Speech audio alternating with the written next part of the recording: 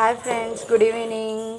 Welcome to Aira Arha vlog. ఇంకా ఎవరైనా మన ఛానల్ సబ్స్క్రైబ్ చేసుకొని వాళ్ళు ఉంటే సబ్స్క్రైబ్ చేసుకోండి. అలాగే కింద లైక్ బటన్ ఉంటుంది, ప్లీజ్ లైక్ చేయండి. నేను ఈరోజు ఈవినింగ్ మా పిల్లలకి సగ్గుబియ్యం గంజి తినిపిద్దామని చెప్పి చేస్తున్నాను. సగ్గుబియ్యం గంజి అనుకోండి లేదా పాయసం అయినా అనుకోండి.